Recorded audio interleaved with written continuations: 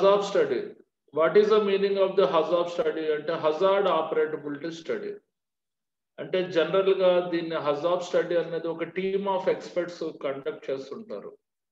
Team of experts అనేది ఎప్పుడు conduct చేస్తుంటారు? ఎనీ హజార్డస్ ఎక్విప్మెంట్స్ సంబంధించిన డీటెయిల్స్, దాని యొక్క యూజబిలిటీ రిపోర్ట్స్. అంటే ఫర్ ఎగ్జాంపుల్ నాకు తెలిసిన విషయం చెప్తున్నాను. ది పర్టికులర్ హజార్డ్ స్టడీ అంటే నేను ఎప్పుడు హజార్డ్ స్టడీ చేయలేదు, but according to the theory ప్రకారంగా ఏవైనా హజార్డస్ ఎక్విప్మెంట్స్ ఉంటాయి కదా, like combustion chambers in the refinery plants and reactors in a nuclear power plant. There is some furnaces, electric arc furnaces in steel plants.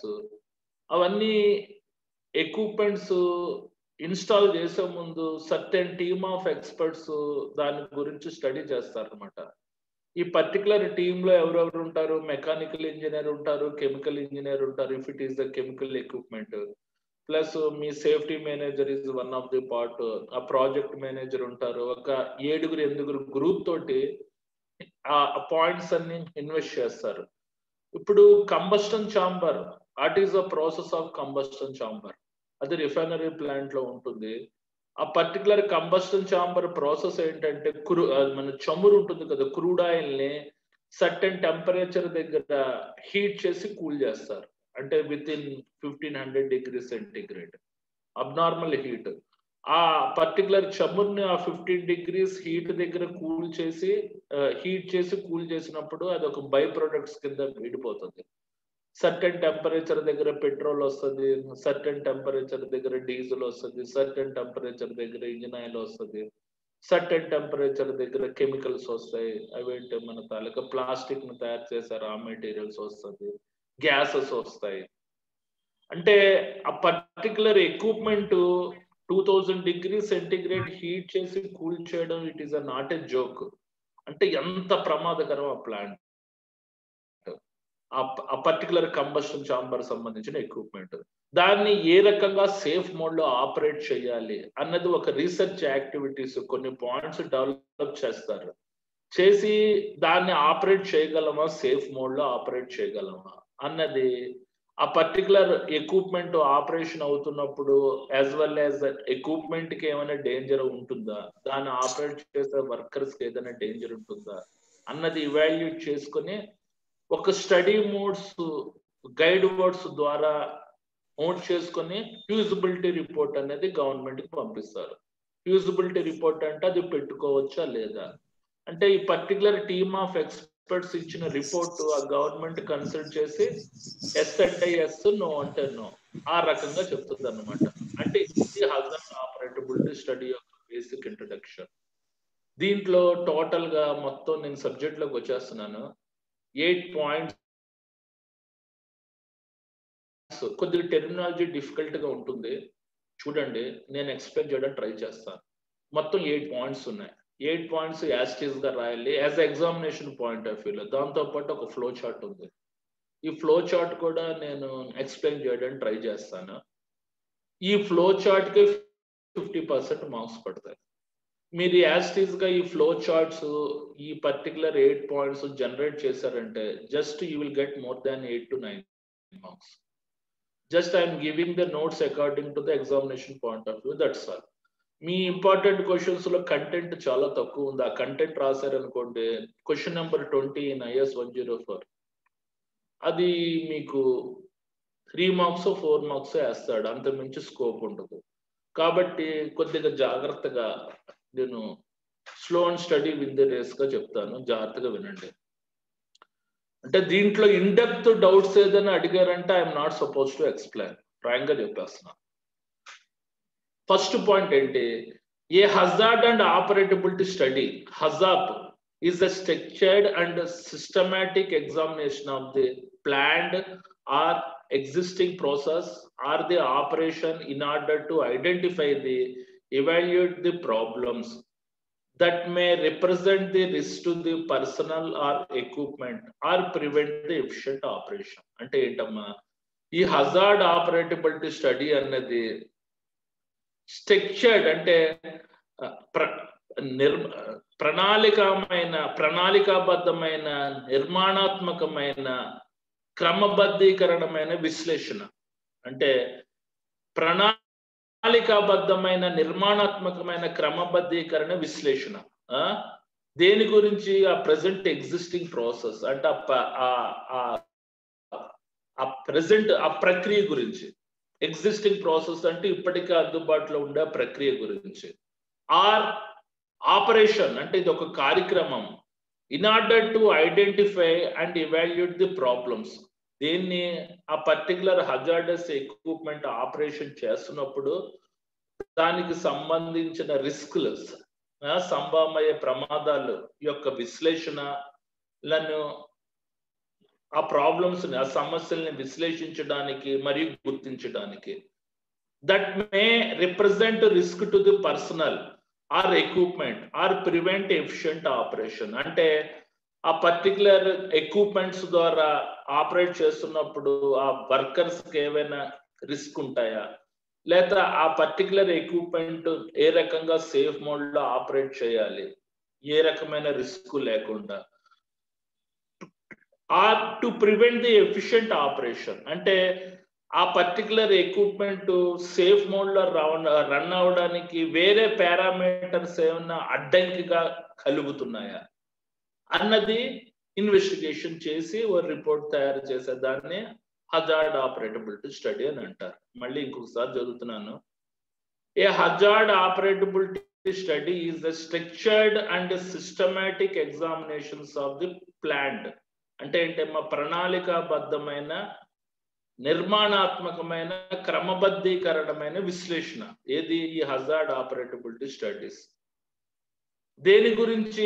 Existing process, ఇప్పుడే అందుబాటులో ఉండే ప్రక్రియ గురించి. లేకపోతే or operation in order to identify and evaluate the problems. అంటే ఆ particular equipment మీద కార్యకలాపాలు చేస్తున్నప్పుడు ఏదైనా సమస్యలు వస్తే వాటిని గుర్తించేటట్టు, ఏదైనా సమస్యలు వస్తే వాటిని విశ్లేషించేటట్టు. దేనికోసం చేస్తారు? That may be represent the risk. అంటే ఆ పర్టికులర్ ఎక్విప్మెంట్ ఆపరేషన్ మోడ్ లో ఉండేటప్పుడు సంభవమయ్యే ప్రమాదాల గురించి విశ్లేషించడం, గుర్తించడం. ఆ ప్రమాదాలు ఎవరికి వస్తాయి? ఆ పర్సనల్, ఆ పర్టికులర్ హజార్డస్ ఎక్విప్మెంట్ మీద ఆపరేట్ చేస్తున్న వర్కర్స్ కి.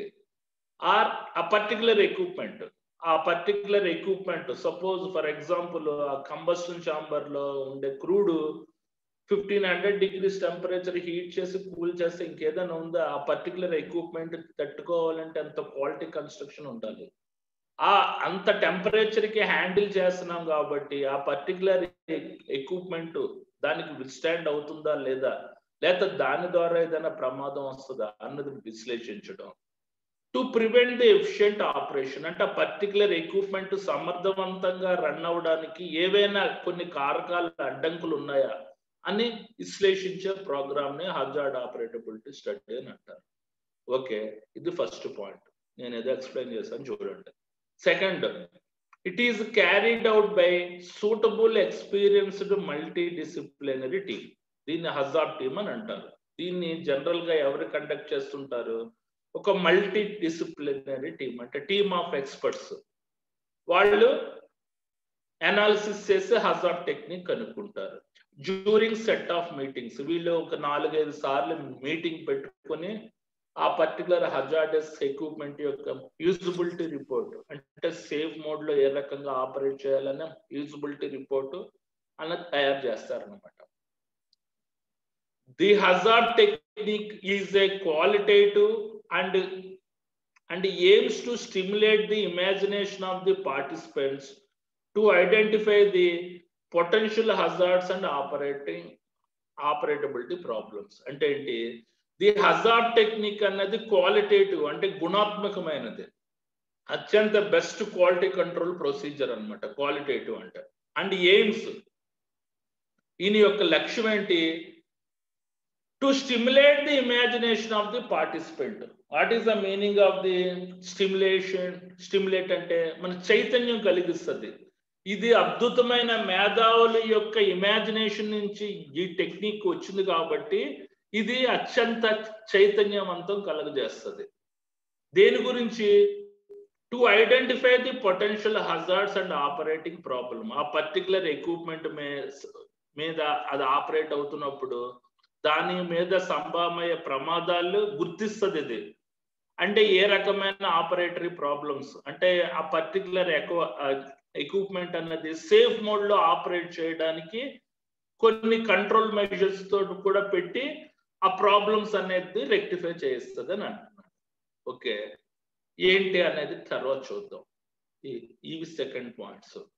అదైన తర్వాత third point, structure and completeness are given by using guide word prompts. అంటే ఈ హజార్డ్ టెక్నిక్ లో మనకి ఏముంటుంది? కంప్లీట్ ఒక నిర్మాణాత్మకమైన కంప్లీట్నెస్ అంటే ఒక పరిపూర్ణత సంబంధించిన గైడ్ వర్డ్స్ ప్రాంప్ట్స్ ఉంటాయి. గైడ్ వర్డ్ ప్రాంప్ట్స్ అంటే what is the meaning of the guide word prompts అంటే మనకి దారి చూపే కొన్ని పదాలు, కొన్ని ప్రాంప్ట్స్ ఉంటాయి. What is the meaning of the prompts అంటే ఆదేశ సూచీలు, అంటే దారి చూపే కొన్ని పదాలు మరియు ఆదేశ సూచీలు ఉంటాయి దేంట్లో, ఈ పర్టికులర్ హజార్డ్ టెక్నిక్ లో. The relevant international standard calls for the team members to display the good judgments for the meeting to held in a climate of the positive thinking and frank discussion. అంటే ఈ particular guide word prompts అన్నది ఏ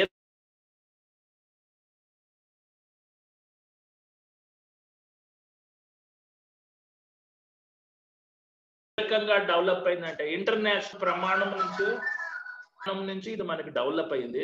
అది develop అవడం వల్ల ఈ particular guide words అనేది ఏ రకంగా design చేయబడ్డాయంటే ఆ టీమ్ ఆఫ్ ఎక్స్పర్ట్స్ యొక్క మన తలక జడ్జిమెంట్స్ ద్వారా వాళ్ళు ఏ రకంగా తీర్మానించారు అంటే వాళ్ళు ఆల్మోస్ట్ అంటే మీటింగ్ అవుతున్నప్పుడు ఆ పర్టికులర్ ఎన్విరాన్మెంట్ ఎలాగ ఉండాలి, పాజిటివ్ థింకింగ్ అంటే ఎక్కువ పాజిటివ్ థింకింగ్ తోటే వాళ్ళు డిస్కస్ చేస్తారు అనమాట.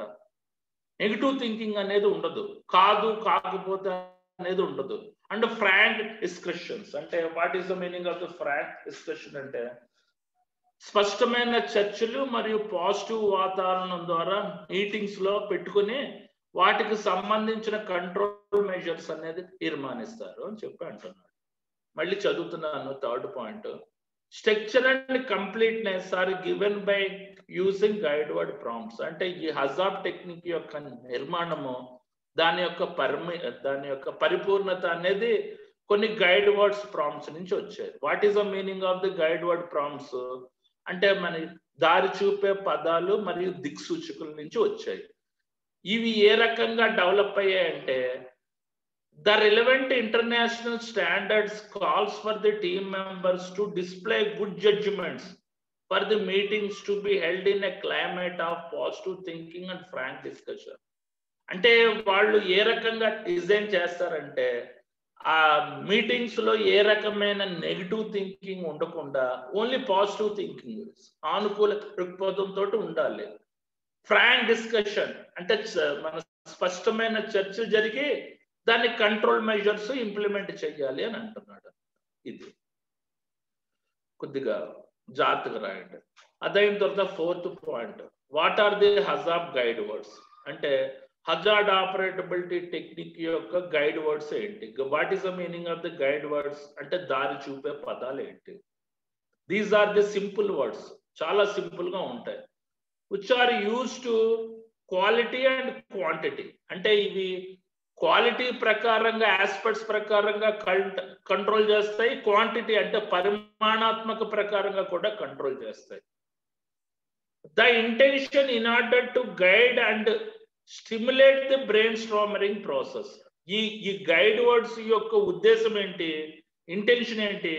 ఇన్ ఆర్డర్ టు గైడ్ అంటే దారి చూపెడతాయి, అండ్ స్టిమ్యులేట్ అంటే చైతన్యం కలిగిస్తాయి. దేన్ని? బ్రెయిన్ స్టార్మింగ్ ప్రాసెస్ అంటే కలవరు చేసే అంశాలు ఏదైనా ఉంటే బ్రెయిన్ స్టార్మింగ్ అంటే కలవరపడే ప్రక్రియ, కలవరపడే ప్రాసెస్లు ఏదైనా ఉంటే దానికి చైతన్యం కలిగించి ఒక రూట్ చూపిస్తాయి. అంటే బ్రెయిన్ స్టార్మింగ్ ప్రాసెస్ అన్నది ఎలిమినేట్ చేస్తాయి. And so discover the deviation.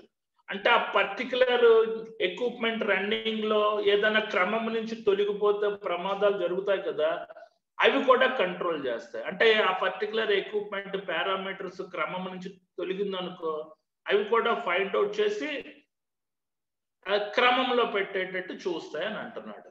ఏవి ఈ హజాబ్ గైడ్ వర్డ్స్ అనేది. ఇప్పుడు చదువుతున్నాను.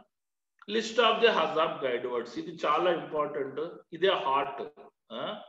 చూడండి, హజాబ్ గైడ్ వర్డ్స్ అని అంటారు, కొంతమంది HAZD అని హజన్ గైడ్ వర్డ్స్ అని కూడా అంటారు. ఇవే ఏవి హజాబ్ గైడ్ వర్డ్స్ అన్నా హజన్ గైడ్ వర్డ్స్ అన్నా ఇవే. అంటే మోర్ ఎక్కువ, లెస్ అంటే తక్కువ. What is the meaning of the none అంటే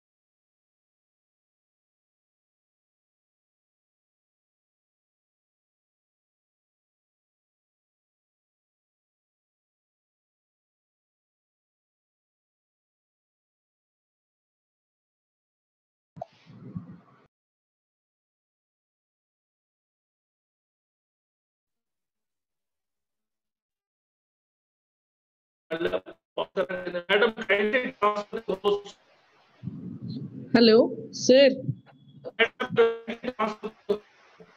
మీది వాయిస్ క్లారిటీ లేదు సార్.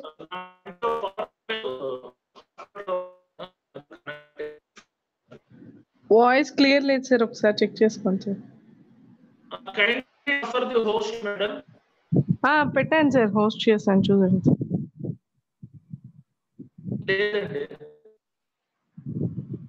పెట్టాను సార్ నేనైతే. అది మేబీ మీకు నెట్ ప్రాబ్లం ఉన్నట్టుంది సార్. వీడియో కూడా మీకు కనిపించట్లే, విజిబుల్ లేదు.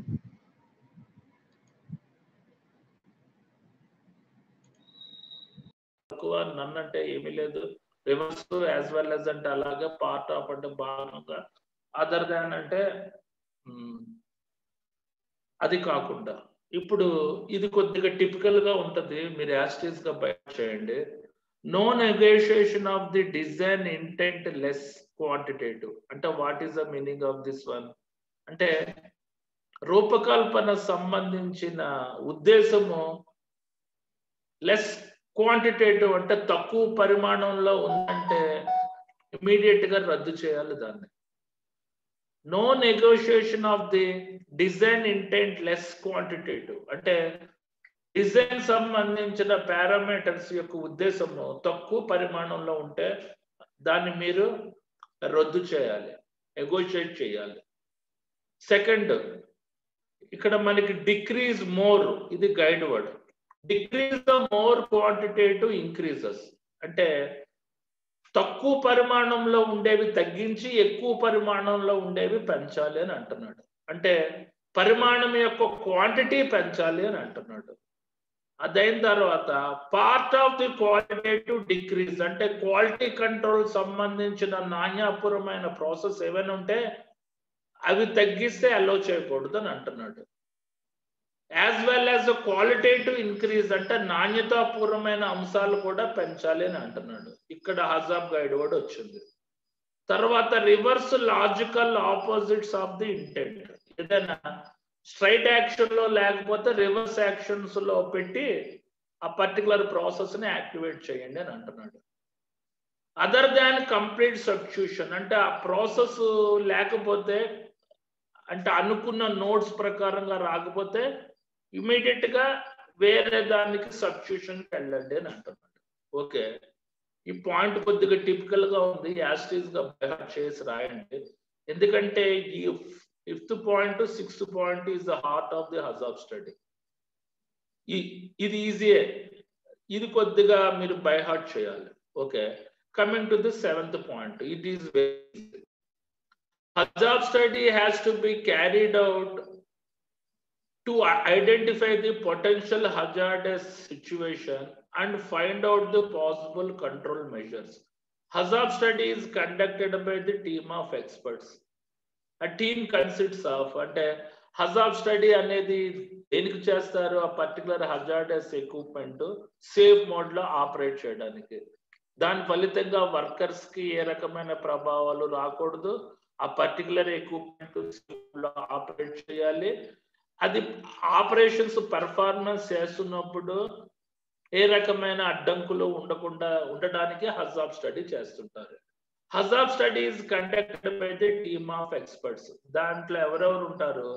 మన మెకానికల్ ఇంజనీర్ ఉంటాడు, కెమికల్ ఇంజనీర్ ఉంటాడు, అంటే రీసెర్చ్ అండ్ డెవలప్మెంట్ కెమిస్ట్రీ ఉంటాడు, వర్క్స్ మేనేజర్ ఉంటాడు, ప్రాజెక్ట్ మేనేజర్ ఉంటాడు, అవుట్ సైడ్ ఎక్స్పర్ట్స్ ఉంటారు, సేఫ్టీ మేనేజర్. అంటే మీ సేఫ్టీ మేనేజ్మెంట్ కూడా ఇందులో ఇంక్లూడ్ అవ్వాలన్నమాట. అందుకనే మీకు హజార్డ్ స్టడీ అన్నది పెట్టారు. ఓకే, ఇది వీళ్ళు టీమ్ ఆఫ్ ఎక్స్పర్ట్స్, వీళ్ళు 5-6 సార్లు మీటింగ్స్ పెట్టుకొని ఆ పర్టికులర్ హజార్డస్ ఎక్విప్మెంట్ యొక్క యూజబుల్ రిపోర్ట్ అన్నది గవర్నమెంట్ కు ఫార్వర్డ్ చేస్తూ ఉంటారు. అదైన తర్వాత examples of the guidelines for using procedure, అంటే హజార్డ్ స్టడీ అన్నది ఏ రకంగా కండక్ట్ చేయాలి అన్న దాని మీద లాస్ట్ పాయింట్ ఇచ్చాను. The concept presented above are and put into practice in the following steps. అంటే డిస్కస్ చేసిన తర్వాత వచ్చిన మనకి ఇన్ఫర్మేషన్ ఈ క్రింద పేర్కొన్న విధంగా మన డాక్యుమెంట్ చేయమంటున్నాడు. ఎవరిని? Hazard team. ఇదే hazard technique. Define the purpose, అంటే ఆ హజార్డ్ స్టడీ యొక్క పర్పస్ ఏంటి, ప్రయోజనం ఏంటి, ఆబ్జెక్టివ్ లక్ష్యం ఏంటి, and the scope of the study, ఆ పర్టికులర్ హజార్డ్ స్టడీ యొక్క పరిధి ఎంతవరకు ఉంది. తర్వాత సెలెక్ట్ ది టీమ్, అంటే టీమ్ ని సెలెక్ట్ చేయడం. అదైన తర్వాత ప్రిపేర్ ఫర్ స్టడీ, అంటే హజార్డ్ స్టడీ అన్నది కండక్ట్ చేయడం. క్యారీ అవుట్ ది, అంటే వాళ్ళు డెవలప్ చేసిన హజార్డ్ స్టడీ మెథడ్ ని ఇంకొకసారి రివ్యూ చేసుకునేటట్టు ఉండడం. తర్వాత రికార్డ్ ది రిజల్ట్స్, దాన్ని డాక్యుమెంట్స్ రూపంలో తయారు చేయడం. Follow up to ensure the results are implemented, అంటే ఫాలో అప్ అంటే ఏంటి, what is the meaning of the follow up అంటే ఇంకొకసారి రివ్యూ చేసుకొని దాన్ని పబ్లిష్ అయ్యేటట్టు, ఆ పర్టికులర్ రిజల్ట్స్ ని ఇంప్లిమెంట్ అయ్యేటట్టు చేయడం. ఇది కూడా మంచి ప్రాసెస్. ఓకే, ఈ 8 పాయింట్స్ యాస్టిస్ గా రాయండి. అదైన తర్వాత ఇప్పుడు వస్తున్నాను, ఇది కొద్దిగా ఇది ఫ్లో చార్ట్. చూడండి, మనకి రెక్టాంగులర్ బాక్స్ ఉంటాయి, ఇక్కడ ట్రెపెజియం బాక్స్. ఆల్రెడీ మనకి ఇంజనీరింగ్ చదువుకున్న వాళ్ళకి పెద్ద ప్రాబ్లం ఉండదు, కంప్యూటర్ ప్రోగ్రామింగ్ ఫండమెంటల్స్ ఉంటాయి. ఇది కొద్దిగా ఇక్కడ మనకి ట్రెపెజియం ఆకారంలో ఉన్న దానికి ఎస్ఆర్ అని ఆప్షన్స్. అది స్టార్ట్, అంటే ఆ పర్టికులర్ యాక్టివిటీని స్టార్ట్ చేయడం. తర్వాత ఏంటి, అబ్టైన్ P&I, అంటే పైపింగ్ అండ్ ఇన్స్ట్రుమెంటేషన్ డయాగ్రామ్ యొక్క నోడ్ ని సెలెక్ట్ చేయడం. జనరలీ ఇది మనకి ఎక్విప్మెంట్ లేఅవుట్ డ్రాయింగ్. మీ అన్ని రిఫైనరీ ప్లాంట్స్ లోను, అన్ని ఫార్మా ఇండస్ట్రీలోను ఈ పైపింగ్ అండ్ ఇన్స్ట్రుమెంటేషన్ డయాగ్రామ్ ఉంటుంది. అంటే ఎక్కడెక్కడ ఇన్స్ట్రుమెంట్స్ పెట్టాం, ఎక్కడెక్కడ పైప్ లైన్స్ యొక్క మనకి స్ట్రెంత్, వాటి కంప్లీట్ డీటెయిల్స్ అన్నది, ఆ ప్రాసెస్ పారామీటర్స్ యొక్క కంప్లీట్ డీటెయిల్స్ అన్నది ఈ పైపింగ్ అండ్ ఇన్స్ట్రుమెంటేషన్ డయాగ్రామ్స్ లో ఉంటాయన్నమాట. మేము గల్ఫ్ లో వర్క్ చేసేటప్పుడు ఈ పర్టికులర్ P&I డయాగ్రామ్స్ ప్రకారంగానే మేము కన్స్ట్రక్షన్ టాస్క్ చేసేటోళ్ళం. మంచి కాంపిటెంట్ పర్సన్స్ ప్రిపేర్ చేస్తారు. అదైన తర్వాత పాయింట్ ఏంటి, divide the piping and instrumentation P&ID